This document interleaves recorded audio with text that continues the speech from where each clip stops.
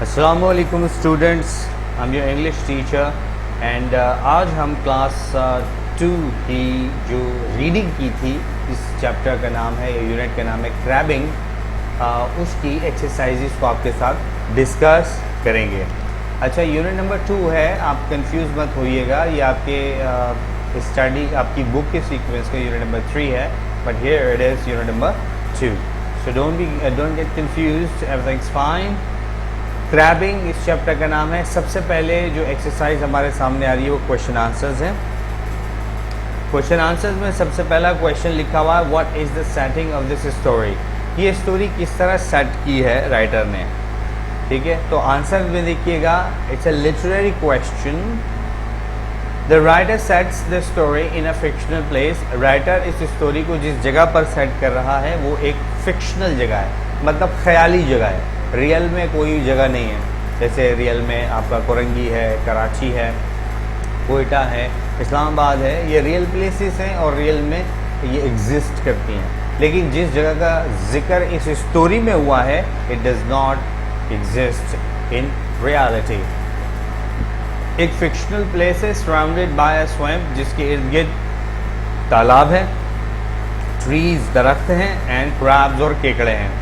He narrates characters and events together. Writer characters को और वो कैरेक्टर्स जो कुछ कर रहे हैं उसको एक साथ ही बयान कर रहा है, एक साथ इनका जिक्र कर रहा है। Question number 2, Who are the two characters? वो दो कौन से कैरेक्टर्स हैं? Here we should put a question mark, right? वो कौन से दो कैरेक्टर्स हैं जो इस स्टोरी में इन्वॉल्व हैं? आंसर में देखें क्या लिखा हुआ, uncle Iqbal and his nephew Khalil are the two characters. ये दो कैरेक्टर्स इसमें इन्वॉल्व हैं, एक तो अंकल इकबाल और दूसरा कौन, नेफ्यू खलील। नेफ्यू कहते हैं भांजे को भी और भतीजे को भी, दोनों के लिए एक ही लफ्ज़ इस्तेमाल होता है।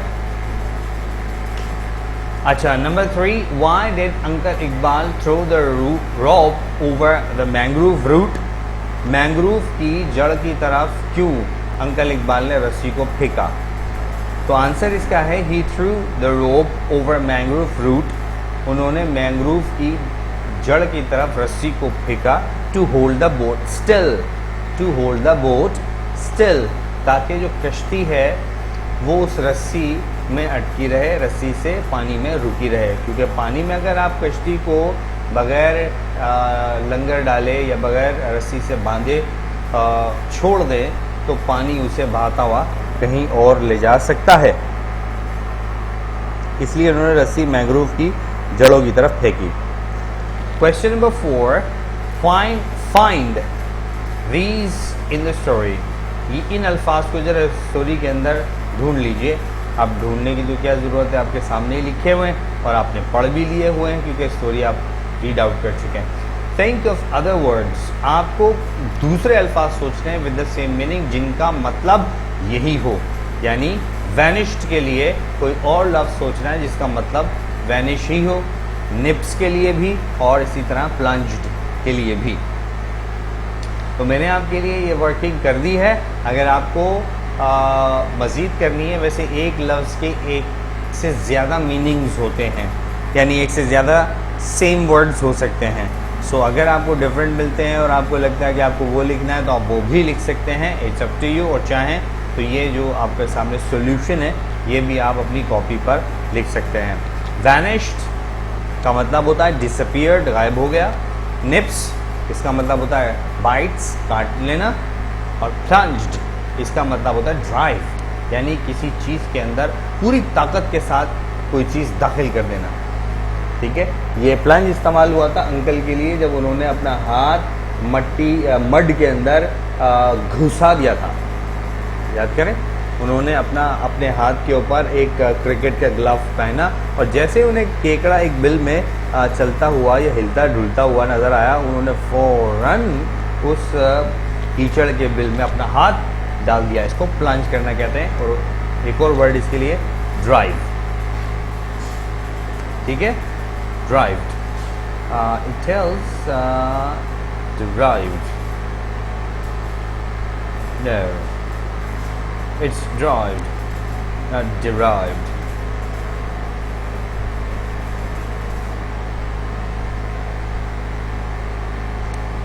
let me confirm it. It's not a problem. It's giving rushed, jumped, lunged, changed, leaped. So it is giving what is it? Okay, I understand. This is actually not like this. The second form of this word is drove, not derived. Actually I put ed, मैंने ed इसके अंदर लगा दिया था, तो ed तो जब लगता है तो फिर d के बाद e आ जाता है। तो एक्चुअल फॉर्म इसकी जो होती है ड्राइव की, वो ड्राइव्ड नहीं होती बल्कि ड्रोव्ड होती है। ठीक है, drove, drive, drove, driven. Okay, हम चलते हैं क्वेश्चन नंबर 5 की तरफ। Let me scroll it for you. Yes, question number 5। What do you think happened next in the story? आपके ख्याल में इस स्टोरी में फिर क्या हुआ? सबसे आखिरी बात क्या थी? अंकल ने कहा था कि इट्स योर टर्न, अब तुम्हारी बारी है केकड़ा पकड़ने की। अंकल ने खलील को बोला था। तो उसके बाद क्या हुआ होगा? नेक्स्ट क्या हुआ होगा? तो ऐसे हम जज करते हैं और देखते हैं क्या हुआ होगा। द वेरी नेक्स्ट थिंग, अगली बात मे हैव हैपेंड, जो शायद हुई हो, वाज दैट, वो ये कि Khalil took turn to catch the crabs, कि खलील ने अपनी बारी पे केकड़ा पकड़ा होगा यकीनन, क्योंकि अंकल ने कहा था कि अब तुम्हारी बारी है। लेकिन वो डरा हुआ था, ठीक है, और वो ये भी हो सकता है कि उसने ना पकड़ा हो। तो आप आंसर क्या रखते हैं? The very next thing may have happen, शायद अगली बात जो हुई हो वो ये was that Khalil did not take his turn to catch the crabs, कि खलील ने अपनी बारी नहीं ली और अंकल को बोला you do it yourself, I can't do it, मैं आप इसको खुद करें कि मैं नहीं करूँगा। हो सकता है ये हुआ हो, और हो सकता है यही हुआ हो जो यहाँ लिखा हुआ है। It is only a possibility, ये सिर्फ एक क्या है? पॉसिबिलिटी है, और आपका आंसर भी पॉसिबिलिटी ही कहलाएगा। सर्टेन आंसर आप नहीं देख सकते, क्योंकि ये चैप्टर जिस जगह पे ख़त्म हुआ उसमें खलील को बस इतना कहा गया कि अब तुम्हारी बारी है केकड़ा पकड़ने की। Number 6, do you know any other ways of catching crabs? क्या आपको पता है कि किस तरह किसी और तरीके से केकड़े पकड़े जा सकते हैं? क्या आपको वो तरीका पता है? मुझे तो एक पता है और मैंने यहाँ लिखा। अगर आपको इससे भी डिफरेंट कोई तरीका पता है तो आप वो लिखिएगा। Yes, we can catch crabs by nets too. हम क्रैब्स को अच्छी क्वालिटी के बने हुए मोटे धागे के बने हुए नेट से पकड़ सकते हैं। मतलब मोटा थ्रेड इसलिए क्योंकि उसके जो क्लॉज होते हैं उन क्लॉज के ज़रिए वो थ्रेड को काट सकता है, फाड़ सकता है, इसलिए वो थ्रेड मोटा होता है। Barrel, this is another thing. Then on page number 1, exercise number 17, you are going to do pronoun is a word, it's a pronoun definitely. तो प्रोनाउन की पहले तारीफ आ रही। Pronoun is the word which is use in place of noun. ऐसा लफ्ज़ जो noun की जगह पे इस्तेमाल होता है उसे आप क्या कहते हैं? प्रोनाउन। जैसे जाहिद एक नाम है, इसकी जगह पे आप क्या लिख सकते हैं? ही, तो ही इसका प्रोनाउन हो गया। शहला ये भी एक नाम है, इसकी जगह पे आप क्या लिख सकते हैं? शी, तो शी ही प्रोनाउन है। जाहिद एंड शहला ये दो हो गए, इसीलिए आप यहाँ पर क्या लिख सकते हैं? दे, ये इन दोनों का प्रोनाउन हो गया इकट्ठा। जाहिद टू शहला, जाहिद शहला से बात करते हुए उसे क्या कहेगा? उसको बोलेगा यू, यानी शहला को क्या बोलेगा? यू, यानी आप जिससे बात करते हैं उसका प्रोनाउन क्या हो गया? You. Zahid and Shahla after themselves refer themselves, Zahid और शहला अपनी बात कर रहे हैं, ठीक है ना। तो जाहिद और शहला जब अपनी बात करेंगे तो वो अपने आप को क्या बोलेंगे? वी, क्या बोलेंगे? वी। इसी तरह से जाहिद रेफर्स हिमसेल्फ, जाहिद सिर्फ अपनी बात कर रहा है, सिर्फ अकेला अपनी बात कर रहा है, तो वो क्या बोलेगा? आई। शहला अगर सिर्फ अपनी बात करेगी तो वो भी क्या बोलेगी? आई। तो ये वो प्रोनाउंस हैं जो कि इन पर्सन्स के नेम्स की जगह पे इस्तेमाल हो सकते हैं। So they are also called personal pronouns, क्योंकि ये पर्सन्स के नेम्स की जगह पे इस्तेमाल होते हैं। That's why they can be called personal pronounce. अब देखिए एक्सरसाइज में हमसे क्या बोला जा रहा है, use pronoun from the box to replace the nouns in bold.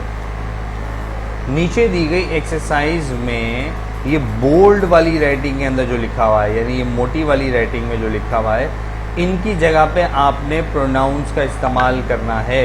इनकी जगह पे आपने प्रोनाउंस का इस्तेमाल करना है, और वो प्रोनाउंस कहाँ से आएंगे, इस बॉक्स में से। This is the box, right, this is the box. इस बॉक्स के अंदर से वो प्रोनाउन आएंगे जो आपने इनकी जगहों पे लिखना है। Number 1, Khalil put his hand in the mud. Khalil ने अपना हाथ कीचड़ में डाला। तो अब मुझे बताइए, खलील, ठीक है, एक बॉय है, इसकी जगह पे प्रोनाउन कौन सा आएगा इस बॉक्स में से, he. Good, very good, very good. Number 2, 2 crabs, 2 crabs की बात हो रही है, ठीक है ना, किसकी बात हो रही है, 2 क्रैब्स गॉट अवे। अब यहाँ पर आपको जो सब्जेक्ट लगाना है वो इनमें से कौन सा है। अगर एक होता तो आप एक सिंगुलर लेकर आते हैं, लेकिन ये एक से ज़्यादा है, तो यहाँ पर क्या आएगा, क्रैब्स अपनी बात तो नहीं कर रहे ना, तो वी तो नहीं लगा सकते, लिहाजा आप क्या लगाएंगे, दे लगाएंगे, राइट, क्या लगाएंगे, they. This will be the pronoun replaced, to be replaced here, 2 crabs will be replaced by they, ठीक है बच्चों। ओके, नंबर 3 पे आते हैं। दोबारा से आ गया, खलील ट्राइड अगेन, खलील ने फिर से कोशिश की। तो खलील बोल्ड हुआ है, मोटी राइटिंग में आया हुआ है, तो इसकी जगह पे क्या आएगा दोबारा से, ही। गुड। उसके बाद number 4, a crab nipped the glove. Crab, अब ये ना खलील है और ना कोई दूसरी फीमेल का नेम है, तो क्योंकि ये कोई पर्सन है ही नहीं, लिहाजा इसमें ये वाला जो ही, यू, आई, शी, वी, दे, ये पर्सनल, ये वाले पर्सनल प्रोनाउंस नहीं आएंगे, बल्कि कौन सा आएगा, इट। यानी अगर आप किसी जानदार के लिए कोई प्रोनाउन इस्तेमाल करेंगे तो वो प्रोनाउन कौन सा होगा, इट, ठीक है।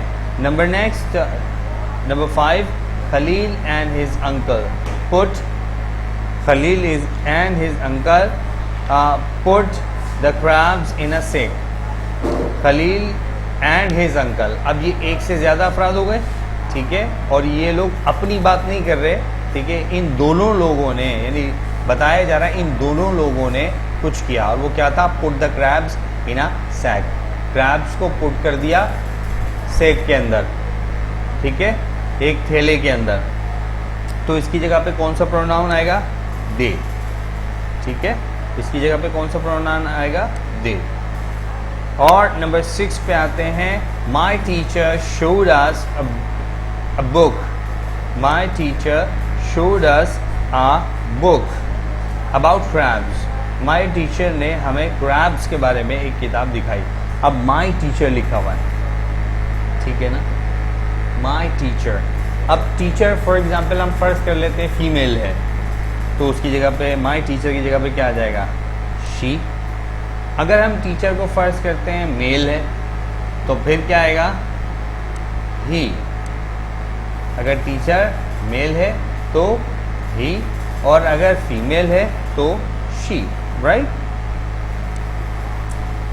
वैसे इसके आंसर मैंने नीचे दिए हुए हैं, ठीक है। इन जुमलों को आपने दोबारा से लिखना है, ठीक है, और इन जुमलों को दोबारा से लिखने के बाद ये जो बोल्ड वर्ड्स हैं, ये वर्ड्स हट जाएंगे इसमें से, ये मोटी राइटिंग में जो भी वर्ड्स हैं ये हट जाएंगे, और इनकी जगह पे ये प्रोनाउंस आएंगे। पहले में ही, दूसरे में दे, तीसरे में ही, चौथे में इट, पांचवें में वी, और फिर शी, ठीक है। अच्छा, बेहतर ये होगा कि यहाँ पर कहीं इस्तेमाल नहीं होता ना दे, तो यहाँ पर वी इस्तेमाल आप कर लें, क्योंकि वी भी उसने बोला, तो we put the crabs in a sack. अगर वो इस तरह से जुमले को आप कंसिडर करें कि वो अपने बारे में बता रहा है, तो फिर यहाँ पर वी आ सकता है, ठीक है। आगे चलते हैं। आगे आपके पास जो एक्सरसाइज है वो आपको बता रही है, इसमें लिखा हुआ exercise number 2 page number 18, use I, you और वी। आई का इस्तेमाल करना है, यू का इस्तेमाल करना है और वी का इस्तेमाल करना है टू कंप्लीट दी सेंटेंसेस, इन जुमलों को कंप्लीट करने के लिए। अब ये खलील है, ठीक है। अब खलील कह रहा है कोट आ क्रैब। अब बताइए यहाँ पर आप क्या पिक करेंगे, आई, यू या फिर वी। खलील अपने बारे में बता रहा है तो यहाँ पर क्या आएगा, आई। गुड। अच्छा, अब ये दोनों दो हैं, अंकल इकबाल भी हैं और खलील भी है। Are a clever boy, are a clever boy. बताइए तो यहाँ पर क्या आएगा,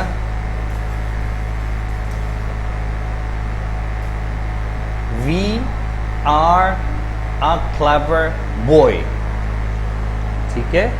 अब आर आ गया तो इसका मतलब है एक तो आ नहीं सकता ना भाई, अगर कहीं पर आर लिखा हुआ है, ठीक है, तो इसका मतलब है आप आई तो लिख नहीं सकते, सिंगुलर तो आ नहीं सकता। वी यू नहीं आ सकता क्योंकि आगे लिखा हुआ है आ का मतलब होता है एक। अब वी अगर आप लगा देंगे तो इस आर्टिकल ए या इस ए का आना बेसूद बेकार है।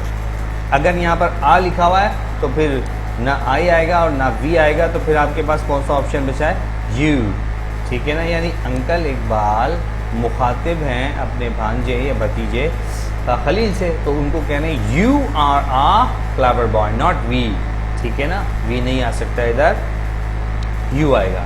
अच्छा, अब ये दो फिर आ गए और लिखा हुआ है dash can cook and eat them together.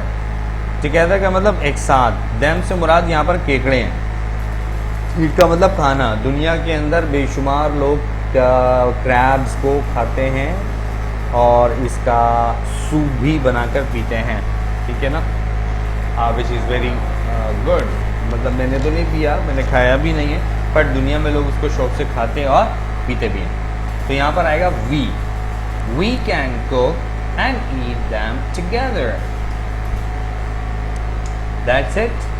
फिर आते हैं प्रेजेंट कंटिन्यूअस टेंस की तरफ, ठीक है। This is the last topic of this exercise और चैप्टर। उसके बाद फिर आप इस वीडियो के थ्रू काम करेंगे अपनी कॉपीज़ के अंदर, ठीक है। प्रेजेंट कंटिन्यूअस एक ऐसा टेंस होता है बेटा जिसमें कोई काम क्या हो चुका हो, स्टार्ट और एंड ना हुआ हो। Something has started but not ended yet. कोई चीज़ स्टार्ट हो गई हो और एंड ना हुई हो, वो कंटिन्यूअस होती है, ठीक है। और वो अभी भी हो रही है तो इसका मतलब है आप प्रेजेंट कंटिन्यूअस की बात कर रहे हैं, ठीक है, प्रेजेंट कंटिन्यूअस की बात कर रहे हैं। तो इसका फॉर्मूला मैंने यहाँ पर लिख दिया है। प्रेजेंट कंटिन्यूअस के जुमलों में सबसे पहले जो चीज़ आती है, ये सबसे पहले जो लफ्ज़ आता है, दिस इज सब्जेक्ट। सब्जेक्ट क्या होता है, जो काम कर रहा है। और उसके बाद सब्जेक्ट के मुताबिक इज एम आर में से कोई एक चीज़ चूज़ करते हैं। अगर सब्जेक्ट प्लूरल है तो आर, आई है तो एम, ही शी इट है तो इज। उसके बाद जो भी वर्ब आप लिखेंगे उसमें आईएनजी लगाएंगे। गो तो गोइंग, टीच तो टीचिंग, डू तो डूइंग, मेक तो मेकिंग, ईट तो ईटिंग, रीड तो रीडिंग, रिसाइट तो रिसाइटिंग। यानी जो भी वर्ब यहाँ आप लिखेंगे, जो भी एक्शन आप लिखेंगे जो जुमले में हो रहा है, उसमें आईएनजी आप ऐड करेंगे और उसके आखिर में फिर आप ऑब्जेक्ट लिखेंगे। तो एक्सरसाइज में हमें क्या दिया जा रहा है, कंप्लीट दी सेंटेंसेस। इन सेंटेंसेस को आप कंप्लीट कीजिए in the present continuous tense. Present continuous tense को इस्तेमाल करते हुए the first one is in the story. पहला वाला जुमला जो है ये स्टोरी से लिया गया है। जैसे एग्जाम्पल में लिखा हुआ खलील, खलील एक सिंगुलर सब्जेक्ट है, इसीलिए आप देख सकते हैं इसके साथ क्या लगाया, is. Khalil is sitting in the boat. Sit इस्तेमाल करना था आपको, तो आपने सिट वर्ब है, इसको इस्तेमाल करना था। जब आपने इसको इस्तेमाल किया तो इसमें क्या लग गया, ING, ठीक है, डबल T ING, यानी एक टी था और टी से पहले वोवेल था, लॉन्ग वोवेल था। तो लॉन्ग वोवेल अगर किसी कॉन्सोनेंट से पहले आ जाए और हमें उसके अंदर ED या ING लगाना होता है तो फिर वो कॉन्सोनेंट डबल हो जाता है, जैसे यहाँ T डबल हो गया। इस पे स्पेलिंग रूल्स के हवाले से हम बाकायदा ग्रामर के अंदर पढ़ेंगे, आप टेंशन मत लीजिए, ठीक है। उसके बाद अब ये जितने भी वर्ब्स हैं, मूव, गो, पुट, मेक, वॉच, स्विम, इन सब में क्या लगेगा? आईएनजी, जैसे कि आप देख सकते हैं। तो इज एमआर यहाँ पर लगा हुआ है, आप देख सकते हैं। द टाइड सिंगुलर है, इज आ गया। क्रैब सिंगुलर है, इज आ गया। खलील भी सिंगुलर है, इज आ गया। आई के साथ क्या आ गया? एम। यू सिंगुलर प्लूरल दोनों हो सकते हैं, इसीलिए इसके साथ क्या लगता है हमेशा? आर। द गर्ल्स एक से ज्यादा है, प्लूरल है, यहाँ पर क्या आ गया? आर। अब ये जितने भी वर्ब्स हैं जो ब्रैकेट में लिखे हुए हैं, इनमें आईएनजी आएगा और ये इन ब्लैंक्स में आ जाएंगे और ये कॉपी पे उतरेगा सारा काम। ठीक है बच्चों, आज के लिए सिर्फ इतना ही। नेक्स्ट यूनिट अब हम शुरू करेंगे अपनी नेक्स्ट वीडियो के अंदर। टिल देन, अल्लाह हाफिज़ and take good care of yourself.